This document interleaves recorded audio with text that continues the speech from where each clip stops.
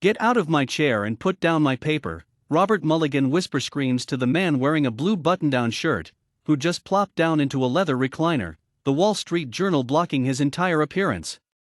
"Beat it, buddy." "I'll only be a minute," the man replies.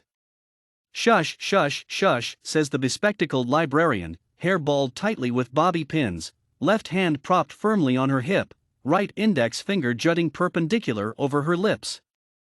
Standing in the expansive wood-framed entryway to the library's reading room, she directs her right index finger from her lips into a pointing position, directed at the nearby sign, "Quiet, offenders will be sorted, catalogued, and sent to the stacks." Robert came to the reading room every Friday morning, sat in the same always unoccupied leather recliner, and read the crisp copy of the morning's Wall Street Journal before heading off to work. He was a vice president at a large insurance agency, a regular donor to the library, on the board of the local symphony, leader for his son's Boy Scout troops. Successful enough to join the country club and frugal enough to take advantage of a free read of the morning paper, the lovely print version, laid out beautifully for easy perusing and scanning. No ads loading, no email notifications, no pop-up videos. The quiet reading room, his comfortable chair, and a best-kept secret bathroom a few steps away. His Friday morning bliss. As he finished reading an article about cryptocurrencies, he stood up to stretch and think about this crazy new form of money, and how it might affect his life. That is when the blue-shirt man carrying a plastic shopping bag walked in the side entrance of the reading room and plopped down into the leather recliner and picked up the clearly in use newspaper. Robert's newspaper. Robert did the best he could to be angry silently. And by coincidence the librarian had just checked in on the reading room, immediately hearing Robert's outburst and wagging her scolding finger. Both men went still. Robert petrified at the admonishment, the man in the blue shirt motionless behind the outspread broadsheet. The librarian peered through her glasses for extra emphasis, dropped her hands to her side, scanned the room, and exited. The blue-shirt man dumped the paper on the side table and scurried into the nearby restroom, rolling up the plastic shopping bag with his hands. Meanwhile, the sound of sirens began to pierce the newly established quiet of the room. Racing police cars. The undulating high-pitched sound grows louder, then begins to get softer as the cruisers go past the building. Then another siren volumes up, and then volumes down as it too goes past. Then a third. "What in heaven's name?" says Robert out loud. He pokes his head out the reading room entry and overhears a woman say to her friend, "The bank, on the corner there, was robbed, I heard."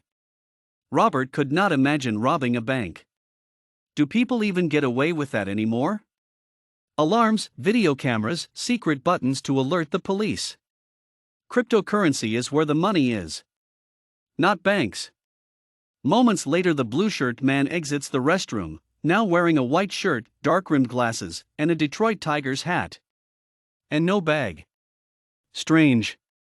The man walks calmly out of the reading room and into the stacks, sliding his thumb on his phone screen as if reading texts. He heads slowly toward the library exit. Then the sirens return, the volume of the high pitch rising steadily, and then instead of passing by the library, the sound seems to stop right out front. Thinking the man was distracted by all the commotion, Robert went into the restroom to see if the man left his bag by mistake. Robert was the type of guy who would go out of his way to help strangers, even one who took his newspaper. He offers lost people directions. He points out to people when they leave their phone behind. He's generally a helper. A good citizen. In the restroom, Robert finds the blue button-down hanging from the stall door, and notices edges of the plastic bag wedged in behind the toilet flusher, almost hidden.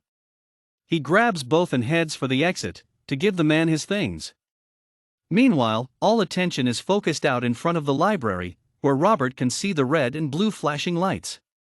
Then as he gets closer to the exit, he sees officers fanning out across the parking lot, peering into windows of parked cars. The dozen or so patrons and the librarian are gazing out the windows, their hands cupped atop their eyes to block the morning sun. Officers stop the few people who exit the library, asking questions, looking people up and down, and holding up an iPad, with a grainy image displayed. "Have you seen this man?" An officer's lips clearly mouth. One woman squats down, squints at the tablet, and shakes her head no. Another man does the same, lifting up his sunglasses to get a better look at what is presumably the suspect in the bank robbery. Meanwhile, Robert sees the now white-shirt man walking across the parking lot toward the road. He focuses on him, with the shopping bag under one arm and the blue shirt draped over his left shoulder. If I pick up the pace, I can reach him before he gets too far, Robert thinks. Just then, a loud voice crackles from the bullhorn held by one of the police officers.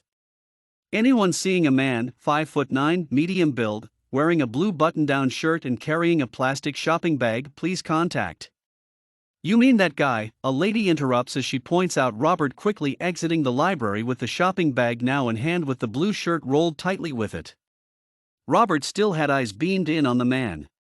Hey, an officer says.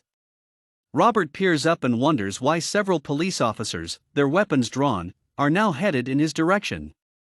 Mr. Mulligan, one of them says.